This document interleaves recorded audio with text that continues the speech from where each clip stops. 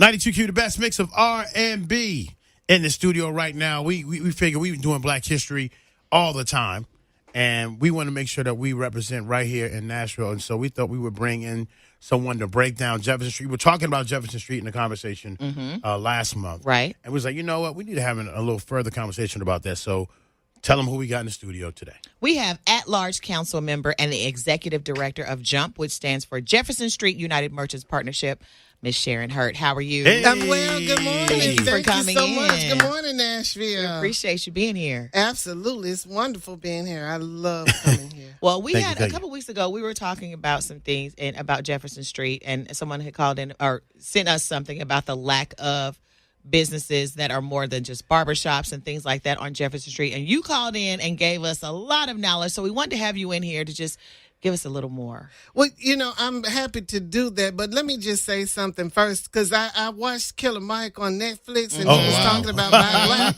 But the thing of it is that the first thing that came up was that said, Black love, Black wealth.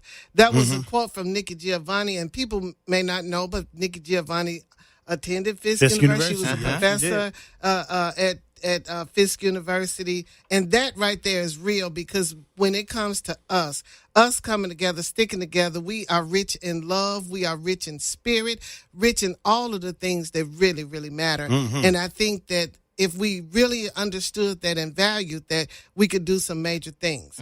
We talk about that. I mean, the most effective, thriving business on Jefferson Street is Ksms.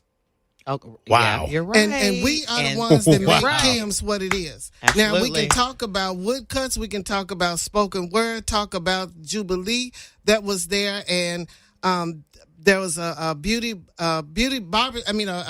supply place there that Francis Guest. A lot of Nashville, Francis Guest, a very instrumental African-American who helped a lot of people. Absolutely. And it just did not survive because we didn't support him. And we don't have access to the products like Ksms did, and he didn't, so he had to charge a little bit more. Right. But I can tell you that there have been businesses on Jefferson Street like that. You got woodcuts, we got a bookstore, we've got a publisher on Jefferson Street in Rosetta Perry with Tennessee Tribune. Essence Day Spa, it was there and did some wonderful work, but because there's a lack, they're no longer there, and people didn't know. But the tattoo shop, One Drop Ink, that was over on 28th Avenue, has now moved into Essence along with Islam. So why do you think that there is a lack of support for Black businesses on Jefferson?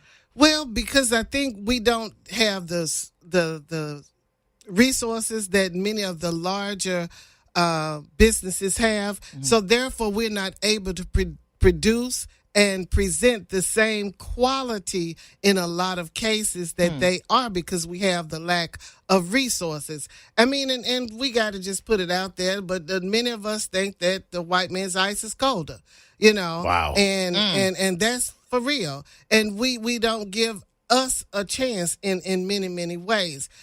People complained about the Garden Brunch Cafe that you have to go over there and wait. There's a line at the Pancake Pantry. Absolutely. And you got to stay there you got to be in line outside for In the an cold. hour before you get in. Yeah, that's true. So the thing of it is that we expect so much more from us, and we don't give us a chance. And some of this is inherited, from the DNA from slavery and post-traumatic syndrome from slavery and all those different things. It's a lot that goes into it.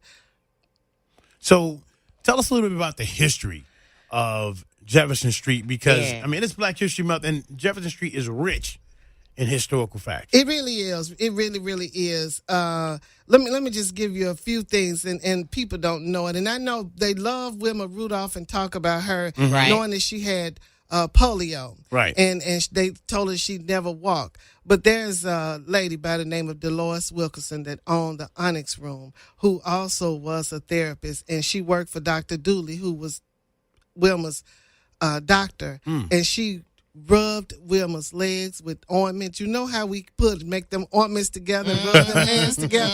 That came before Mr. Miyagi from the Karate Kid. That was some black folk stuff right there. Black folk stuff. And we put that on. She put that ointment on there and rubbed those legs. And she was one of the persons that was specifically credited to Wilma's wonderful recovery from that. Right. But I wanted to tell you also that, Fisk University has a lot of degrees. Many of the higher institutions give out honorary degrees. And Fisk knows to give a lot to celebrities, but they gave one to our most celebrated entertainer that people don't know, and that's Michael Jackson. He had an honorary degree from Fisk University. Wow. He did? Yes, he did. Wow. People didn't know it because He's they used to come to graduation and they presented, or to the convocation and they presented, but because Michael was such a secluded kind of person, Right. Dr. Ponder, who was the president at the time, went to Michael and did it in private quarters. Gave and it to him. him. Okay.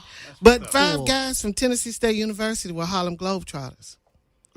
People don't know that. They don't realize that. And I wanted to say, too, that the Country Music Hall of Fame received a Grammy Award for Night Train to Nashville, and that was about black music. A lot of things that people get is because of black folks, just like the Green Door last night. The Green Book. The Green Book is about places. It was a publication that talked about where black folks could stay and where they could eat when they travel down south. So there's a lot of things that go on that is because of us as black folks. And I think if we would value each other and come together and work together, we can have more together. It's us. And Tennessee State University, homecoming used to be on Thanksgiving Day. People don't know that. But look, Kroger, Aldi's, Publix, and all of them, they don't have a chicken bone or a paper cup, plastic cup during homecoming. They ought to be giving so much money to Tennessee State, because we buy them out. It ain't a chicken bone in Nashville on TSU homecoming. So, we are very significant to Nashville. We have great history, and we need to celebrate it and honor it. And Jefferson Street is a part of that, and I definitely want people to know that I know gentrification is here, but we've got to come together, stick together, and keep together. We've got institutions and churches, and we've got to do it. We can't let and expect somebody to do it for us. We've got to be the ones to do it. Don't sell your land. Let's work together and keep it. And boom. Sharon is, Hurd, guys. at-large council member and executive director of Jump Jefferson Street United Merchants Partnership. Thank you so much. Thank you for sharing that history coming and sharing, dropping them knowledges. I know We people needed just that. learned something today because I know I did. Thank you. I appreciate you. Thank you. All right.